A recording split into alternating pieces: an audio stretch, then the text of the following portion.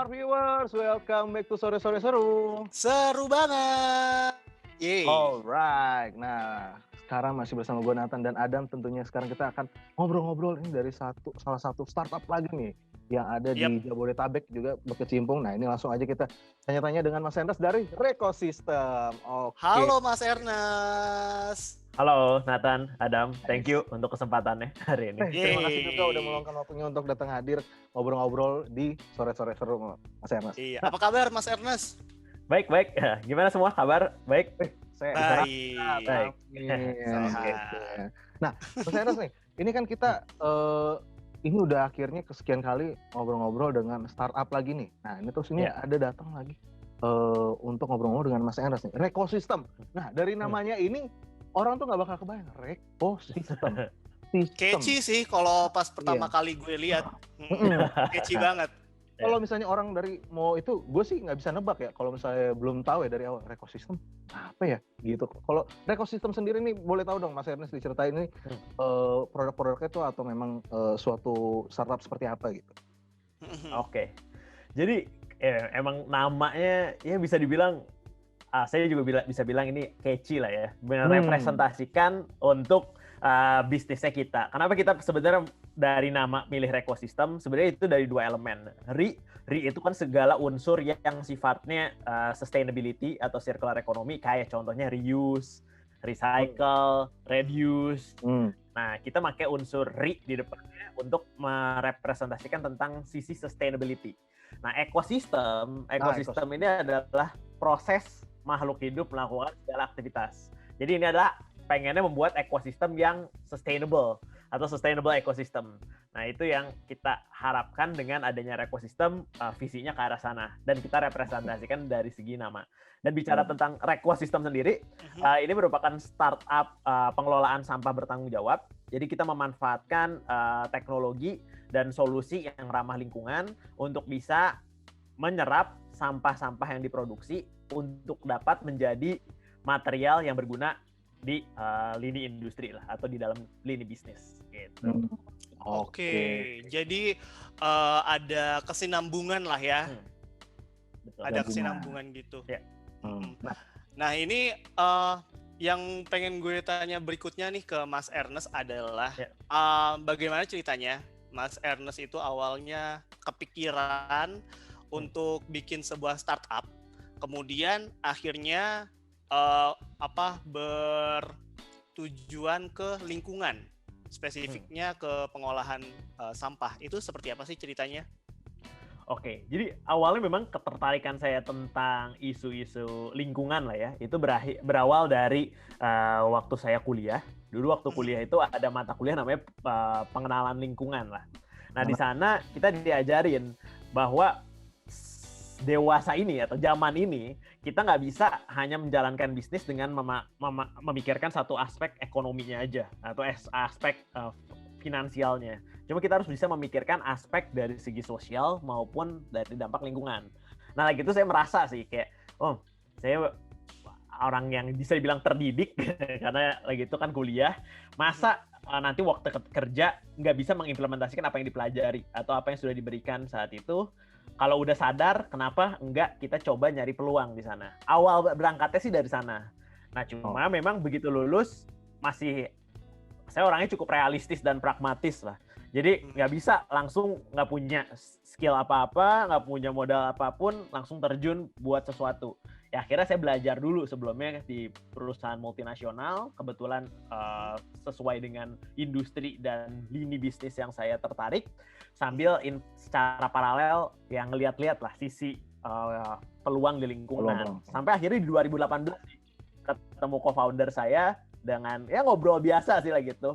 Ternyata kita punya visi yang sama dan ada peluangnya, jadi kita mulai. Mungkin itu sih awal ceritanya ya, mulai Rekosistem. Oke, jadi dimulai akhirnya tercetusnya semenjak ngobrol-ngobrol di 2018 itu. Tapi itu waktu pas akhirnya Mas Ernest nentuin, oke kita lanjut nih. Itu Mas Ernest masih keep jalanin kerja di perusahaan tersebut atau langsung kayak udah langsung ciao?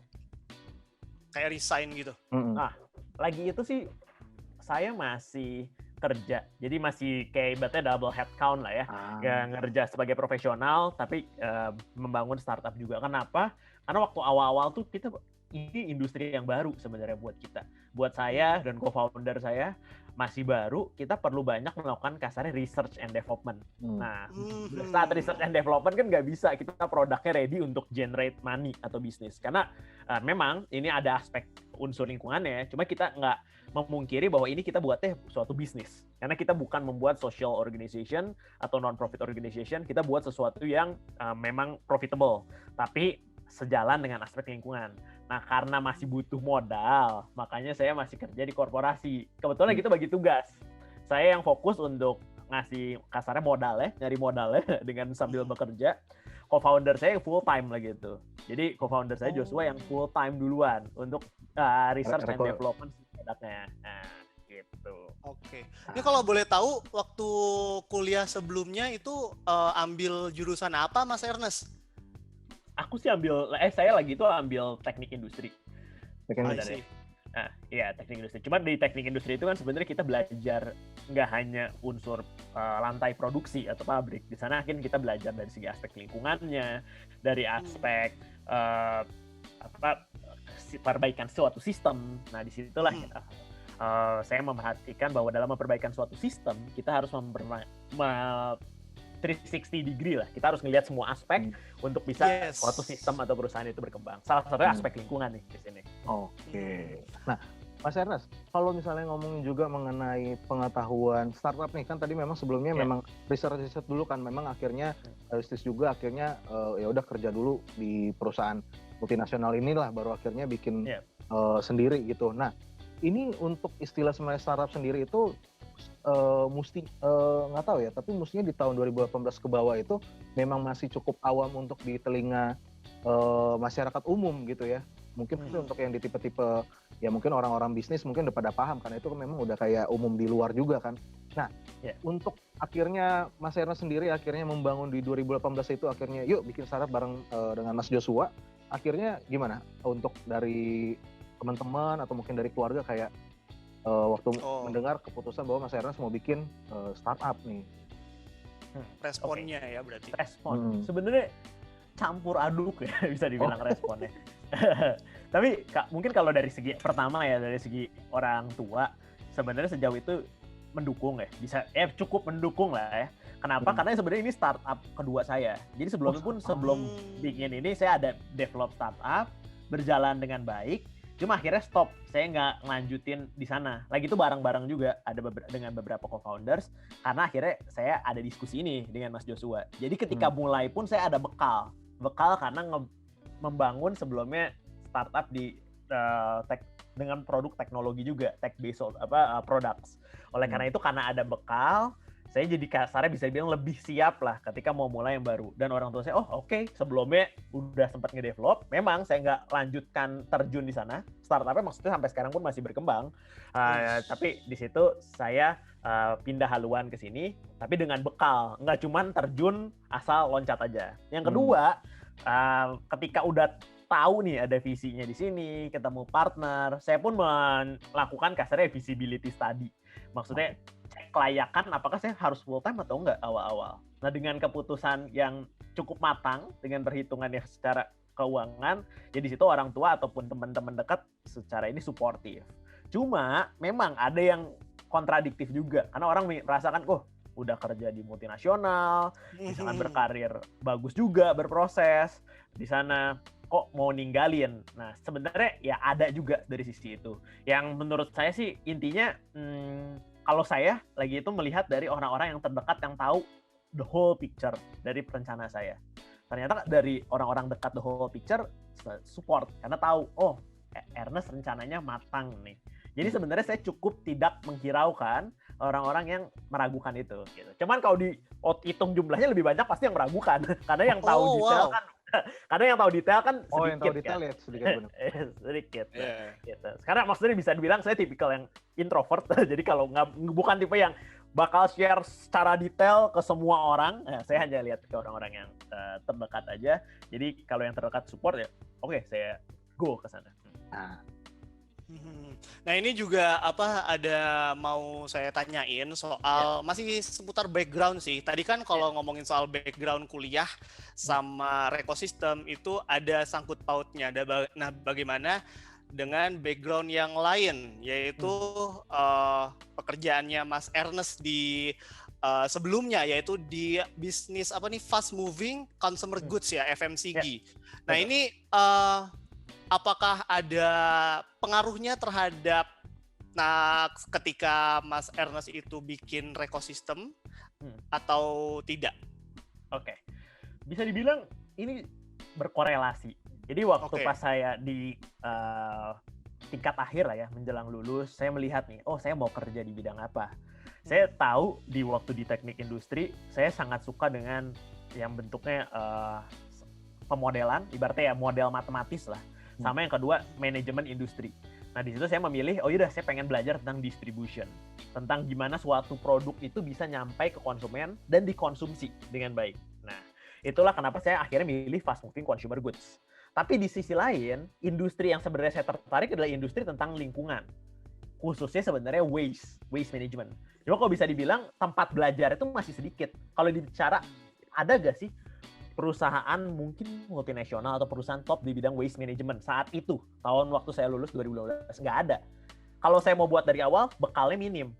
Nah, mau gimana nih saya? Ya udah mau nggak mau saya harus berusaha ke realita dengan bekerja di multinasional, mengembangkan skill set saya dan belajar gimana bisnis berjalan. Cuma kalau dibilang korelasinya, waste is post consumption products. Jadi kita ngelihat sampah itu tuh adalah sampah hasil dari konsumsi. Ketika saya di perusahaan FMCG, saya mikirin gimana orang consume. Tapi sekarang ketika saya di waste management, saya mikirin setelah consume orang ngapain. Nah, di situ rantainya lah saya bisa belajar semua landscape-nya itu ketika sebelumnya saya belajar di produsen. Sekarang di produsen juga, tapi raw materialnya kasarnya dari sampah, lini bisnisnya. Bisa dibilang sederhananya, kalau dulu belajar distribusi, sekarang belajar distribusi terbalik, reverse distribution. How we collect back the waste that already consumed itu as a product and converts into the valuable materials atau valuable byproducts gitu. Wih, mantap. Berarti ini istilahnya ya, dari hulu ke hilir itu udah dirasain. Itu dia. Bener. Udah tahu banget lah usuk-usuknya. Nah, ini kan berarti kalau misalnya ngomongin waste terus dari kalau misalnya ngomongin waste terus dari tadi ada sempat dibilang berarti bisa disimpulkan ini suatu ekosistem ini ya mengulik suatu zero waste gitu bilangannya ya. Ya, sebenarnya harapannya sih bisa membuat suatu ekosistem yang mungkin orang-orang rata-rata sekarang taunya zero waste, atau kalau kita sih biasanya nge-frame itu sebagai ekosistem yang berkelanjutan lah, atau yang ramah lingkungan. Oke, nah ini untuk menciptakan sebuah ekosistem yang ramah lingkungan seperti yang Mas Ernest udah bilang tadi, membutuhkan riset. Nah ini risetnya nih. Sebelum kita mau tahu hasilnya, kita mau tahu dulu usaha yang Mas Ernest dan teman-teman di tim lakukan untuk ngeriset sesuatu yang tadi dibilang masih jarang. Itu seperti apa sih, Mas? Oke, sebenarnya kita selalu berangkat dari problem statement-nya ya. Maksudnya kita nggak mungkin buat suatu produk yang tidak menyelesaikan pain point ataupun suatu permasalahan yang ada. Jadi kita berangkat dulu, permasalahannya apa nih? Ketika kita ngomongin masalah sampah, di mana? Banyak banget. Ada dari pemilahan, ada dari pengangkutan, ada dari pengolahan, bahkan ada dari penjualan hasil olahan. Nah, di situ kita melihat masalah paling utamanya itu di mana. Nah, disitulah yang biasanya saya ambil masalah secara besar, gambarannya. Dari situ di breakdown lagi secara detail untuk tim bisa develop. Nah, dari tahu setelah problem statement-nya, barulah buat kasar ya, kalau sederhananya ya 5W 1H-nya. Untuk tahu current position kita di mana, dan tahu goal-nya ke arah mana. Dan untuk mencapai goal ini, apa yang perlu dilakukan, gimana caranya, mau di mana, mau di area seperti apa, di channel yang kayak gimana, by kapan kita mau mencapai titik itu. Nah, disitulah kita breakdown semuanya dan buat a simple project management lah, kayak ya PDCA biasa, plan, do, check, act, dengan basis tadi 5W 1H. Mungkin sederhananya seperti itu ya. Karena kalau bicara tentang tools, banyak banget kan tools project management.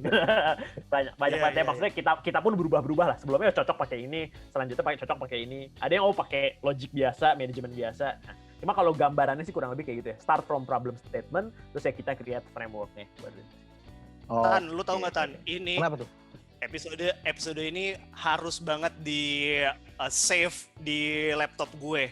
Karena apa? Karena gue juga punya startup kan, dan ini istilahnya kayak lo lagi berguru. Iya, berguru, saya sedang berguru ini berarti gimana step-stepnya ya kan. Lagi talk show / workshop ya Adam ya. Ini kan master class ini, ya kan? SSS master class coy. Ya kan?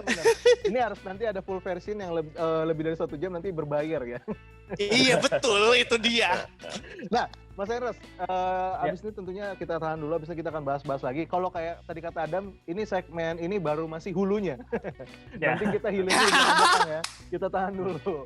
Smartverse ada yang mau lewat dulu, abis ini kita akan balik lagi. Jangan kemana-mana, tetap di Sore-Sore Seru. Seru banget.